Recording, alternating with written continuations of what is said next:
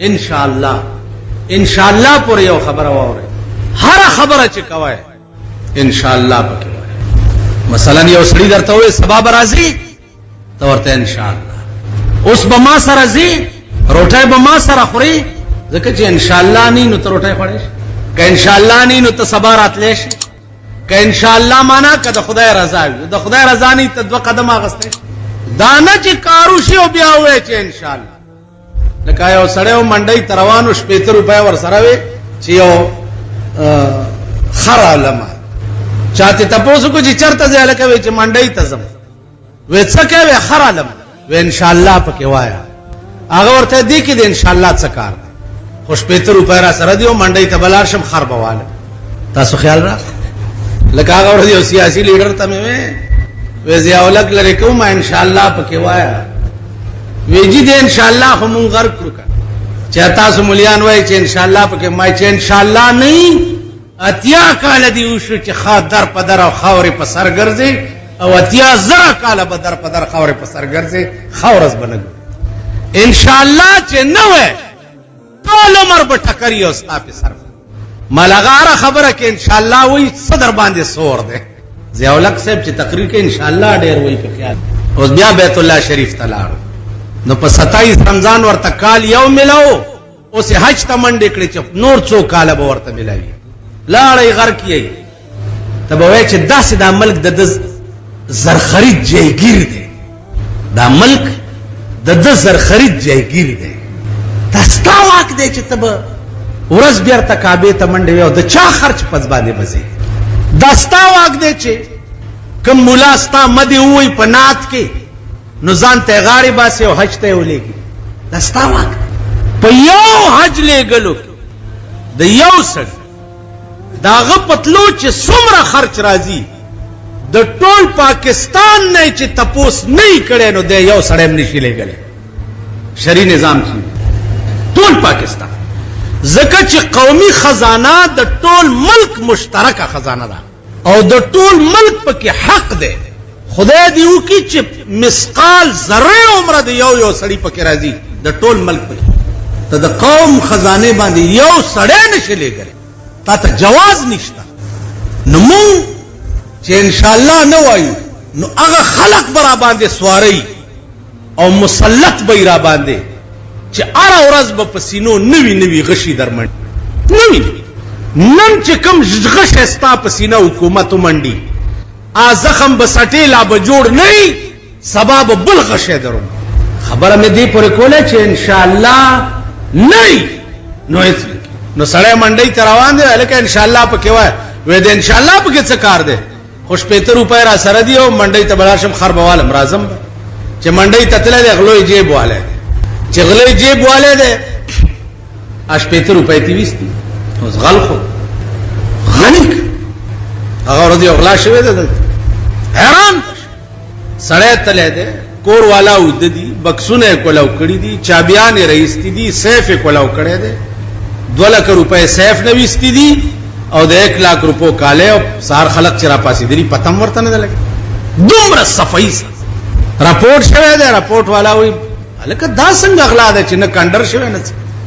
بله شپه چې یو ونیو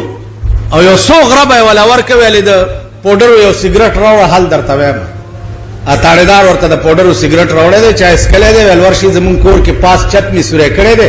او د سرو زرو غوټه پکې پراته ده. بیګانه بله شپه په 11:30 بجې غوټه د سرو زرو د 1 لاک کالی راوویسته او پیسو پسې ګرځي. غل خو غل ټانګه کې به رواني ناست به یې 4-5 کسه ښې برېتې ټوپۍ او بابا پیاده روانې چېرته کېنه لکن هم وایي چې زه مفت ټانګه ده خو چې کېنې دی اوس ټانګه داسې وهیم او بلې ورته اړم کړې به چې په ټانګې نه یې کوزۍ بیړي وله غرقه کړي. اوس ټانګې ورکې شو، اوس موټرو کې غله ګرځي. 13 ورځو کې دلته یو ملا را سور کو، پیاده را روانو، هم شوم غوندې و. چېرته ځې؟ هو استاد چېرته ځې؟ وایي جي د مدرسې پورې ځم. خو چې را کېنو چې مدرسې سره یې کوزولو هغې ته تللي دي چې جیب ګوري 500 روپۍ تې ویستې. دا به د انګریز په قانون دا غله ورکې د ملک، دا به د جناب محمد رسول الله په قانون ورکې. سو پورې لاس پرې کول د غل نه شروع شوي نی او تاسو د کورونو خزي او لونه په امن کې ولید نو راشي ایمان دا ګیره کله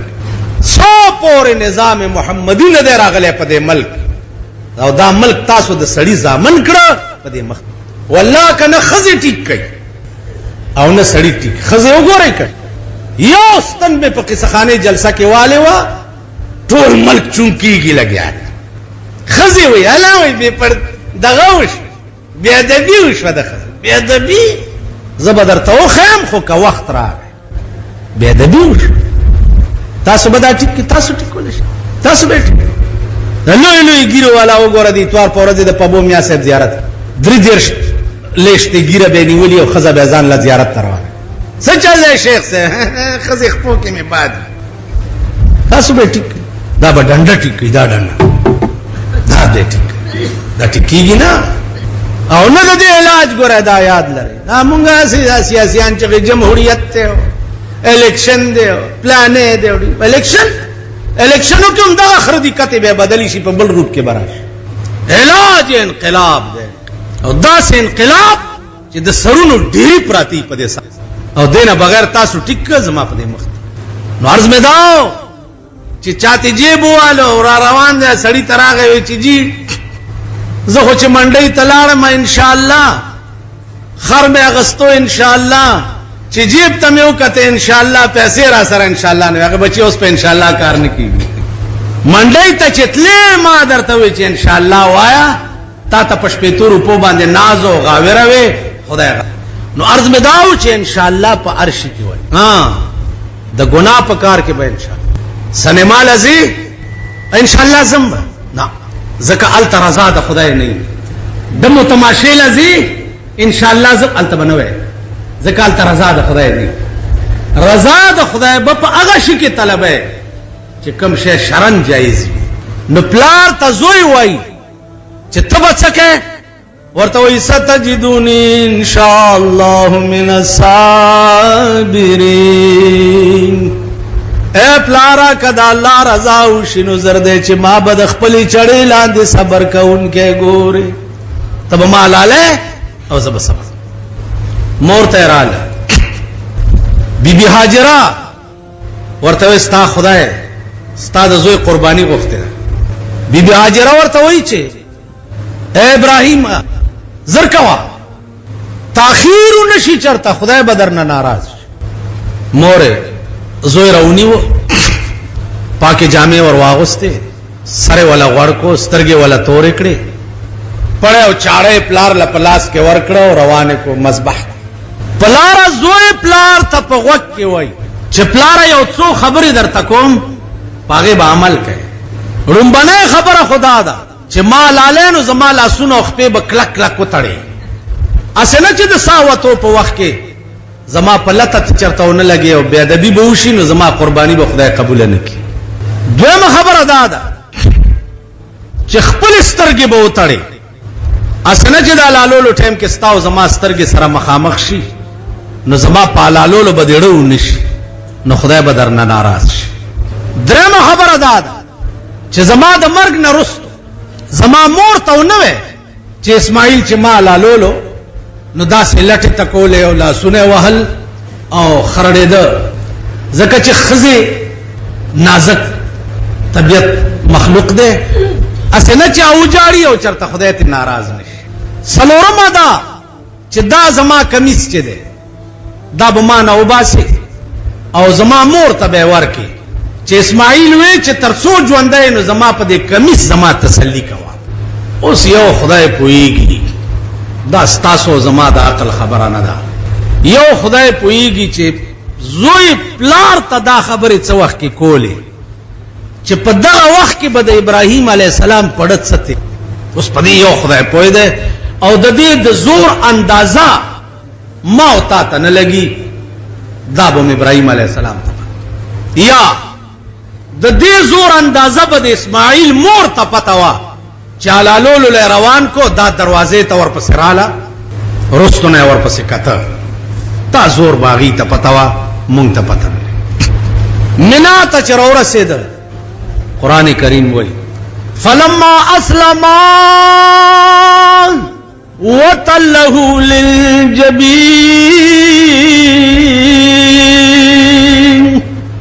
فَلَمَّا أَسْلَمَا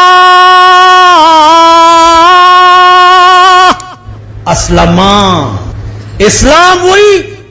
غاڑ اخول گردن نہادی فلما اسلما وَتَلَّهُ لِلْجَبِينِ اور کلا چپلار او زوی دواړه د خدای حکم تا گردن نہاد ادھرے دداس اسلما دامن وَتَلَّهُ لِلْجَبِينِ او دے سٹنا او د دواړو خپونه زوی رونیو لکه د ساروی غوندې راواچو قران کریم فرمایي فلما اسلما وَتَلَّهُ لِلْجَبِينِ پدې تندیر او غرزولو او لاسونه خپې ورته وتړل او پدې ځای ورته خپکه خو پدې مرای ورته چاړه کې او سترګې تړلې چې چاړه په کې خو आवाज کوي بسم الله الله اکبر راکاږي مرای نه غوسي بیا وی بسم الله الله اکبر بیا نه غوسي چړې ته یا چړې د خدای نه بدی په جهنم کې غواړم اوس دې ته اندازه وکړي چې چاړه د زوی په مرای کې او راکاږي او غسینت دا بل امتحان په ابراهیم علیه السلام چې زوی یعنی چې کش کې او مرای غسه شي خو بس خلاصې وشي نه چې دا کې او لا غسیږي او ورکه دی هغه شفقت ا د بچی درد هم پړکی توبه استغفار د خدای لاک لاک شکر وباسي چې دا امتحان خدای ختم کړی دی کدا امتحان وسم باقی وې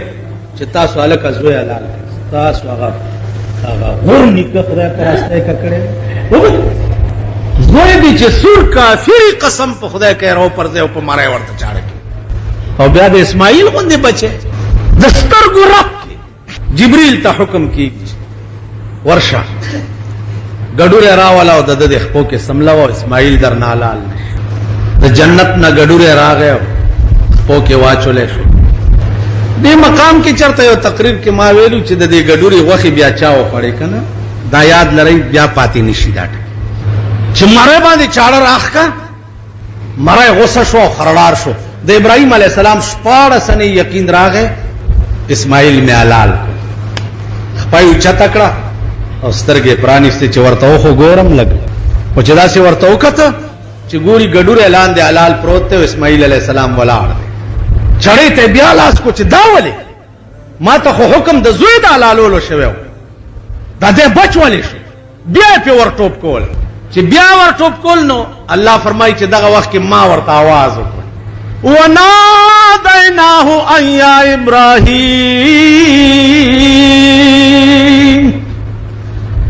الله وی دغه وخت کې ما ورته आवाज وکړو چا ابراہیم علیہ السلام قد صدقت الرؤیا تا خپل خوب رشتی نه ک هو سکیگا ما او ما خپکیگا سچ درته خوب کې ویلی شویو عادي پورا کړ ابراہیم علیہ السلام رسول چې واقعا په امتحان او ابتلا وا خدای پکې کامیاب تاسو خیال راغی عزیزانو عرض داو دا بنیادی شی دی د قربانه دغه بیا معمول را روان دی د جناب رسول الله صلی الله علیه معمول را روان